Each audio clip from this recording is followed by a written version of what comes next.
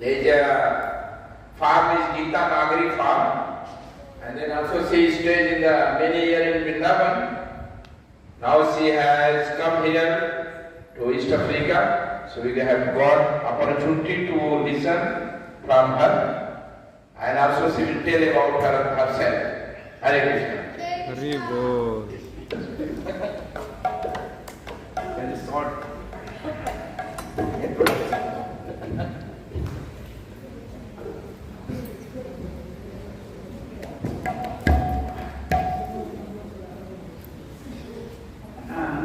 I'm very glad this is my first visit to Mombasa. I've been in Nairobi since December 25th. It's my second visit to Nairobi, but I live in Vrindavan. I've been living in Vrindavan for the past 6 years. I was initiated in 1993, and I was head pujari at Itanagri Farm from 1993 to 2010. Then I served another temple. I don't know if you know Dear Krishna Goswami. I took shelter of Dear Krishna Goswami after my Guru Maharaj left his body. And then in 2017, I moved to Vrindavan. So I've been there for the past 6 years. So it's a very, Mombasa is a very beautiful, beautiful temple. So I just came this afternoon and I found out I'm giving class. So I'm asking for the blessings of all the devotees so I can share something that's meaningful for both myself and you. Thank you.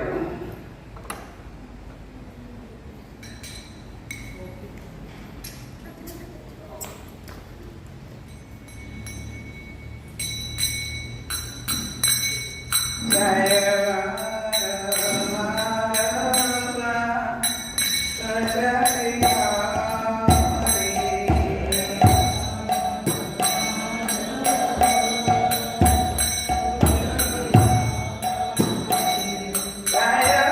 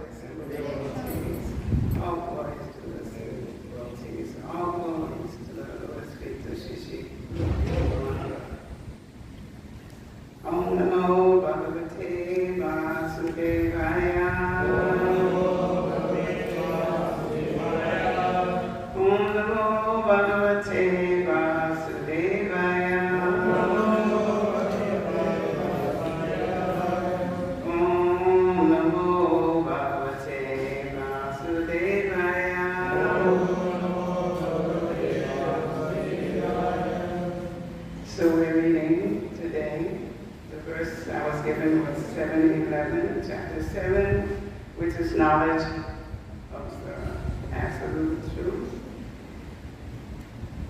And I said the text 11. Balam Bhagavatam Jayam Kamavaga Vivarjitam Dhammavivudo Bhuteshu Amosmi Pradatasava Balam Bhagavatam Jayam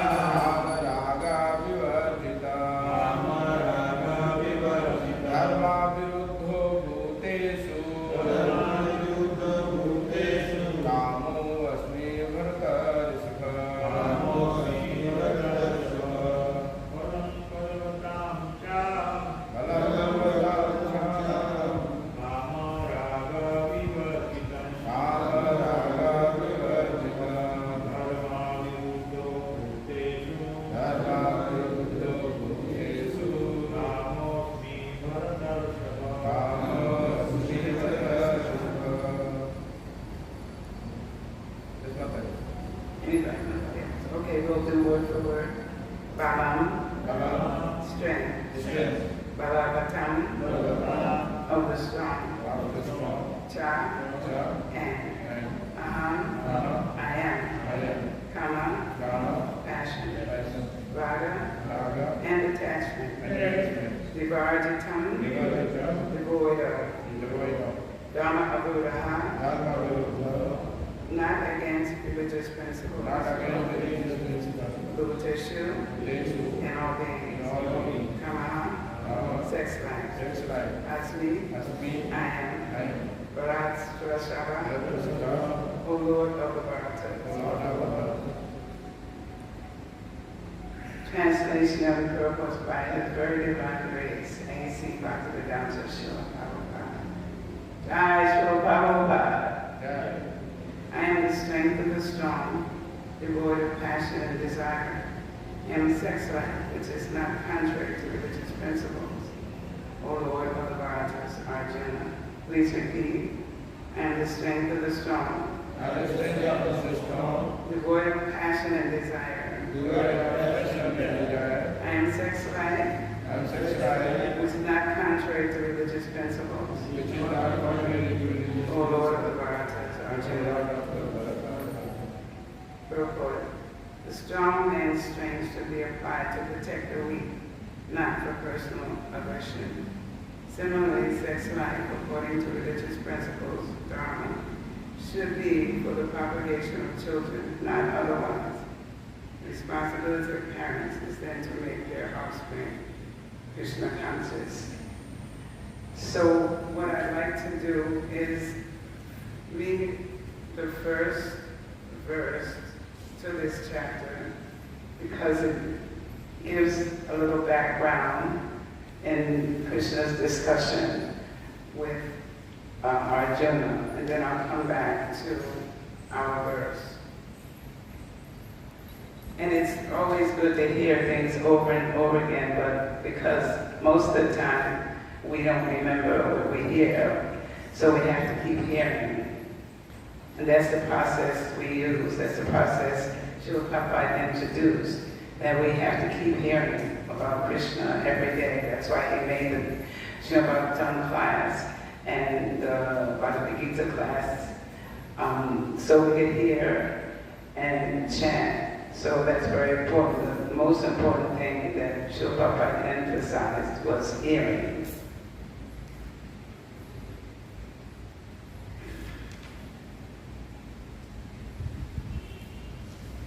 Shri Bhagavan Uvacha Maya Saktamana Prata Yogam Yunjanma Mad Asvaya Ansayam Samakamam Yata Yashu Takshinu. So here, Krishna is saying, Takshinu, hear from me.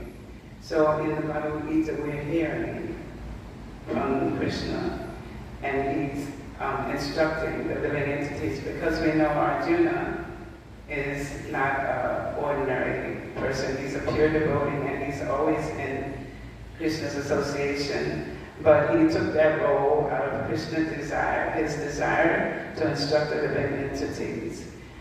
And so Arjuna on the battlefield was in a quandary because he was in the bodily concept of life. So Krishna took this opportunity to reestablish the religious principles, because they had been lost. As we read in the Bhagavad Gita, the principles had been lost, so he wanted to reestablish it, and he started with Arjuna. And why did he want to start with Arjuna? Why? Everybody knows. Because Arjuna was his dear friend, and he wasn't envious of the Lord. So, okay, I'll continue to read. The Supreme Personality of Godhead said, now hear, O son of Pritha, how by practicing yoga in full consciousness of me, with the mind attached to me, you can know me in full, free from doubt. In this 7th chapter of Bhagavad Gita, the nature of Krishna consciousness is fully described. Krishna is full in all opulences. And how he manifests such opulences is described herein. Also, 4 kinds of fortunate people who become attached to Krishna, and 4 kinds of unfortunate people who never take to Krishna are described in this chapter. In the first 6 chapters of Bhagavad Gita, the living entity has been described as non-material spirit, capable of elevating itself to self-realization by different types of yogas. At the end of the 6th chapter, it has been clearly stated that the steady concentration of the mind upon Krishna, or in other words, Krishna consciousness, is the highest form of all yoga. So we know there are different processes of yoga, but Prabhupada always compared it to taking the elevator or taking the steps. So we know that devotional service, we take the elevator, but the other paths take a long time, and sometimes they're not successful in reaching the goal. And the goal is to attain Krishna Prema and reach Goloka Vrindavan. By concentrating one's mind upon Krishna, one is able to know the absolute truth completely, but not otherwise. Impersonal Brahmajyoti, or localized Paramatma realization, is not perfect knowledge of the absolute truth, because it's partial. Full and scientific knowledge of Krishna and everything is revealed to the person with Krishna consciousness. In complete Krishna consciousness, one knows that Krishna is ultimate knowledge beyond any doubts. Different types of yogas are only stepping stones on the path of Krishna consciousness. So one who takes directly to Krishna consciousness automatically knows about Brahmajyoti and Paramatma in full. By practice of Krishna consciousness yoga, one can know everything in full, namely the absolute truth, the living entities, the material nature, and their manifestations with paraphernalia. One should begin yoga practice as directed in the last verse of the 6th chapter. Concentration of the mind upon Krishna, the Supreme, is made possible by prescribed devotional service in 9 different forms, of which Shravanam is is the first and most important. The Lord therefore says to Arjuna, Takshri Nalu, hear from me. No one can be a greater authority than Krishna, and therefore by hearing from him, one receives the greatest opportunity to become a perfectly Krishna conscious person. So we're hearing directly from Krishna. So by reading the Bhagavad Gita daily, we can also advance in our Krishna consciousness. One has therefore to learn from Krishna directly, or from pure devotee of Krishna, and not really puffed up with academic education. And Prabhupada met so many of them who thought they knew. He couldn't really tolerate when he had to go to a conference and most of them were Mayavadis or didn't know Krishna as the Supreme Personality of Godhead. And particularly when Srila Prabhupada had to stay, when he first came to the West, he had to stay with, I think his name was Kartamisha. He stayed with him, but he was a Mayavadi. So Srila Prabhupada eventually had to move away from him because Dr. Mishra didn't want Prabhupada to talk about Krishna as a Supreme Person of Godhead. And Prabhupada couldn't really tolerate that, being a pure devotee of the Lord. In the Srimad Bhagavatam, this process of understanding Krishna, the Supreme Person of Godhead, the Absolute Truth, is described in the second chapter of the first canto. And also I want to mention, if you can't read any of the books, read Canto 1 and 2. Because Srila Prabhupada thought that he wouldn't live long enough to finish all 10 chapters of the Srimad Bhagavatam. So he said he put a lot of information, all the information he could in Cantos 1 and 2, and then also he was able to do the Krishna book. He wanted to also, so everybody would know about Krishna's activities and that he was a personality. So I'm sure all of these verses that are spoken here we've heard before. Shinvatam, Swakata Krishna, Punya Shravan Kirtana, Hiryantasto Vajani, Vidunati, Shavit Satam, Nasir Paisu Vajreshu, Lithium Bhakti Sevaya, Bhakti Untamasloke, Bhakti Bhakti Nansiki, Tarara Justamo Bhava Kamarabhadya Straye, Teka Etar Anabhiham Stitam Swate Pasidati, Evam Prasana Manaso, Bhagavad Bhakti Yogata, Bhagavad Tattva-Vidyana Mukta Sankashajayate Vidyate Hidayakati Chidyate Sarvastam Sayana Sriyanti Tashakamani Drishta-Vivatmanashvare. To hear about Krishna from Vedic literatures, or to hear from him directly through the Bhagavad Gita, is itself righteous activity. And for one who hears about Krishna, Lord Krishna, who is dwelling in everyone's heart, acts as the best wishing friend and purifies the devotee who constantly engages in hearing of him. In this way, the devotee naturally develops his dormant transcendental knowledge. So we all are living entities and parts and parcels of the Lord. So that means we originally loved Krishna and we served him in the spiritual world. So our chanting and our practice, our sadhana, is bringing us to the platform where we were loving Krishna. So by chanting, we're uncovering the dirt in our heart to recover our lost constitutional position, the one we forgot before we became envious of Krishna. As he hears more and more about Krishna, from the Bhagavatam and from the devotees, he becomes fixed in the devotional service of the Lord. And when I was reading this, I was thinking about Rukmini Devi Dasi. Now, how did she come to want Krishna to be her husband? Because she heard about his chivalrous character. So she wanted to marry him. That's why she sent a letter to him to ask him to please marry her because she had heard so much about him. So it's in the same way, we want to hear about Krishna so we can develop our lost love for the Supreme Person of Godhead. And so we can desire to go back home, back to Godhead, and not stay in this material body.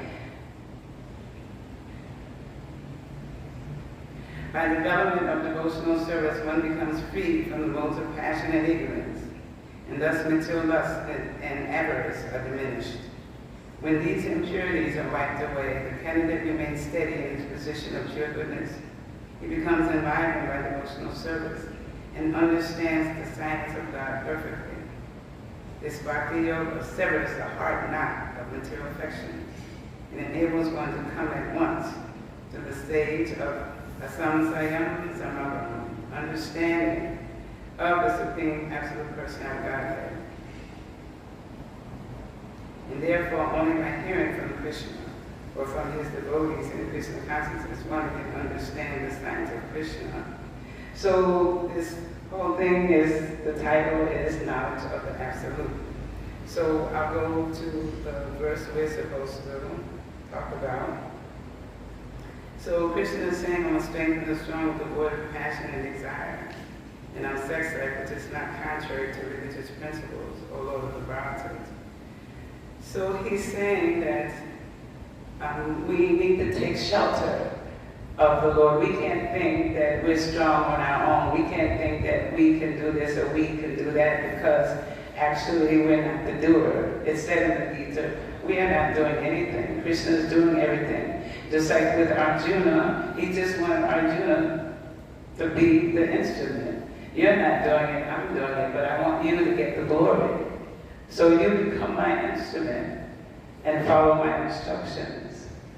And he wanted, Krishna made the plan of the Kurukshetra war because there were so many demonic kings on the earth. I think I remember that there were 648 million kings were killed in that war, the Battle of Kurukshetra.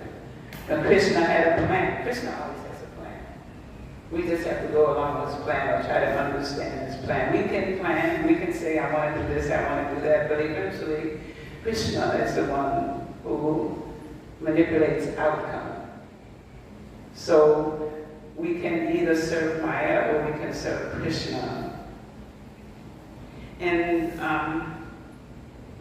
also, this human life is meant for regulation. That's why we're all regulated. When we take initiation, we have the regulative principles that we have to repeat when we're being initiated. And that's no meat eating, no illicit sex, no intoxication, and no gambling.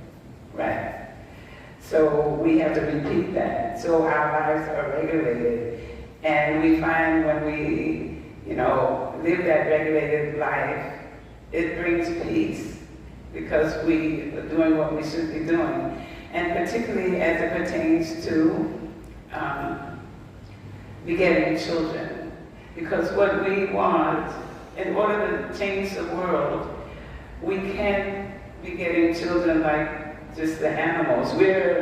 Krishna is taking us away, our spiritual master is taking us away from animal life. Because the animals, they do whatever they want. But for us, we live a regular life, and there are so many samskaras that are in this process that relates to children, and how we should bring children in the world. And before we conceive, we have to consult with the spiritual master. Now, most people would be disturbed about that. Some people think that's private life. Why I have to tell the guru what I want to do. But the guru gives you good instructions for how to bring proper children into the world, because we see that there are so many unwanted children. We see them in the streets, we see them everywhere. And the Prabhupada said, that's why the world is in a mess. They're all sutras. Prabhupada said they're sutras and lower than sutras because of how they were born.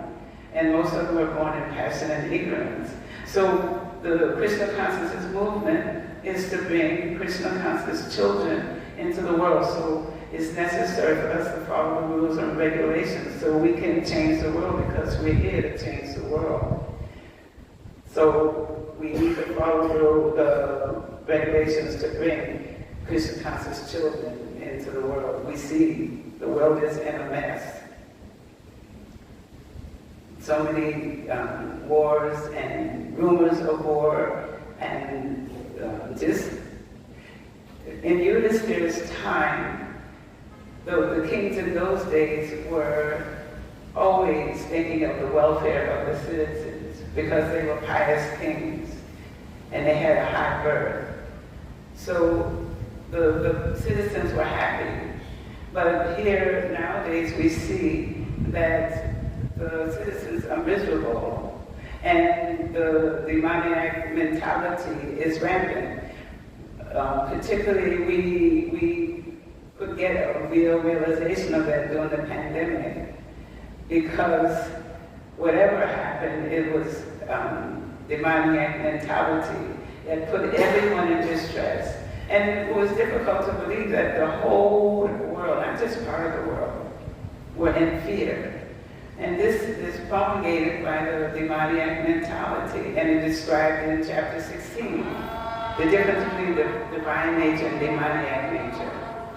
So it's very imperative that we try to change the world by chanting, by hearing, by following the process, and by bringing Krishna conscious children into the world. Children who are loved and who are God conscious and follow the process of devotional service. And we know that children imitate parents. So what the parents are doing, the children will do. And I see so many beautiful children in the movement who are great kirtaneers. They read the scriptures, they understand the scriptures. I don't know if anyone knows this young man now. His name is Radhika Raman.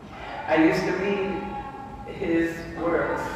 He used to write for the Back to Godhead when he was like 12, I think 10 or 12. And I used to read his articles, and his name at that time was Ravi Gupta. I was like, what a brilliant boy. And he turned out to be such a helpful and brilliant young man, because he came to Nairobi not too long ago, but I listened to him all the time on YouTube when he has lectures and seminars. So this is the example of the kind of children we want, who can be a good influence on the society. So it said, and those who, and Prabhupada says that the strong and strength should be applied to protect the weak, not for personal aggression. And we see that anywhere there's strength in the world, everybody's trying to overcome somebody else and conquer somebody else by using their so-called strength. No, aggressively. There's nothing but aggression in the world, you know.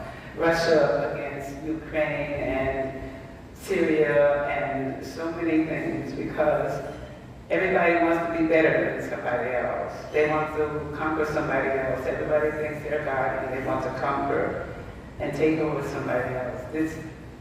Everybody wants to be superior to somebody. So to raise nice children, and it says, he's saying he's not contrary, you know. So when you have Krishna conscious children, it means you're following Krishna's direction. And following Krishna's direction will always bring success. Because the verse I like at the end, and I'll end with this one, is, what's the one, the number, I think it's the last one. I think it's so wonderful. And I remember his class from years ago, he gave such a beautiful class on this one. Wherever there's Krishna, the master of all mystics, and whenever there's Arjuna, the supreme archer, there will also certainly be opulence, victory, extraordinary power, and morality. That is my opinion. And so Arjuna is us as well. So if we take shelter of Krishna, and trust Him, then we will also have these opulence and victory and extraordinary power. But that extraordinary power is not aggressive power, it's love. I've been speaking about, from my Guru Maharaj's book, Spiritual Warrior 2, and it's called Turning Lust into Love. And he gives a very simple explanation of how we have to first love ourselves, but we have to develop love for everyone, all the living entities, starting with our association with devotees expressing love, and extending that by trying to preach and bring others into this process. So I'll end here, and I thank you for giving your kind attention, and comments, questions are welcome, and corrections. Nice class. Thank you. Hare Krishna. Thank you for inviting me to give class. You reminded me His Holiness Bhakti Tirtha Maharaj. It was very powerful. I have attended his classes in the Mayapur. Yes, he gave a really powerful one on the arrival of Panchatattva. When he was giving class, nobody was going in other classes. Everyone was rushing to his class. Thank you. I'm just trying to be his servant. Thank you. Because he gave me so much. Hare Krishna. Thank you.